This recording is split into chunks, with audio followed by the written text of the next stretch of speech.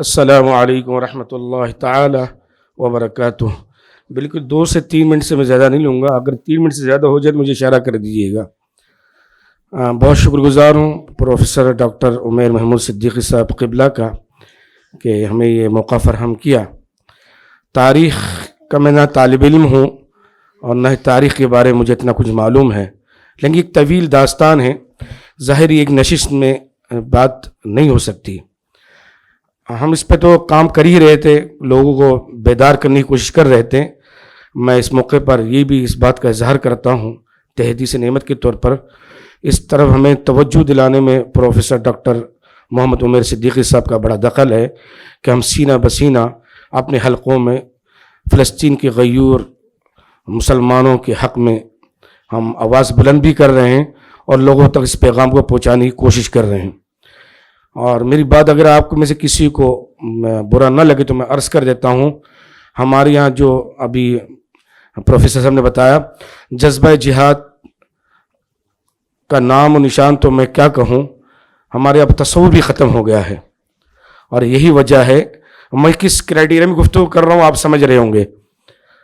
تو ویسے تو ہم الحمدللہ عاشق رسول ہیں، 11ویں اور 12ویں کرنے والے ہیں اور وسیلے کے قائل، یہ ساری چیزیں ہمارے عقیدے کا حصہ ہے، لیکن جو میرا آقا صلی اللہ علیہ وسلم نے فرمایا، جس حدیث کا ایک خلاصہ یہ ہے کہ مسلمان جسم یا جسد واحد کی طرح ہے۔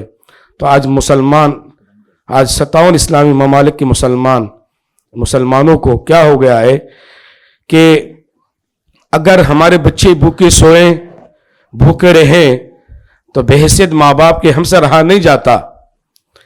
تو کیا فلسطین کے جو مسلمان یا مسلمانوں کے بچے ہیں جن کو شہید کر دیے گئے، اور ابھی جو زندہ جو زخموں کی صورت میں جو ان پر رات اور دن گزر رہے ہیں، مجھے بتائیں وہ کسی کی اولاد نہیں ہے؟ جیسا کہ پروفیسر صاحب نے کہا کہ نور الدین زنگی، صلاح الدین ایوبی، یہ وہ شخصیات ہیں جو ایک آواز میں پہنچے۔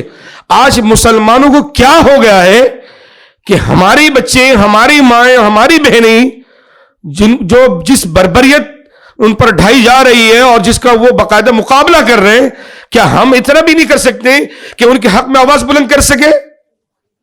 وقت نہیں دے سکتے، کوئی بات نہیں، روز نہیں دے سکتے، کوئی ہفتے میں دے دیں، ہفتے میں نہیں تو مہینے میں دے دیں۔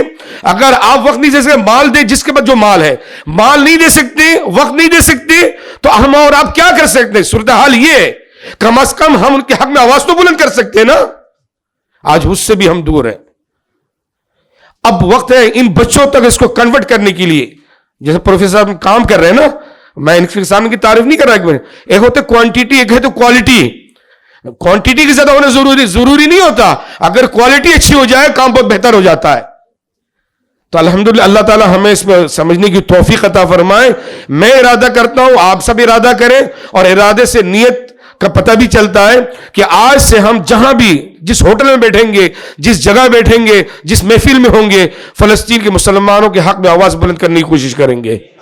ہم اپنی بحیثیت قوم، ایک عام انسان کے، ایک شہری کے، کم از کم یہ تو کر سکتے ہیں، ایک امتی حساب سے یہ تو کر سکتے ہیں کہ ان کے حق میں ہم آواز تو بلند کر سکتے ہیں۔ اور اللہ نے جس کو جس جگہ پر جو منصب عطا کیا ہو، جو جس فیلڈ میں ہے، اس فیلڈ میں غزہ کے مسلمانوں کے حق میں آواز بلند کرے۔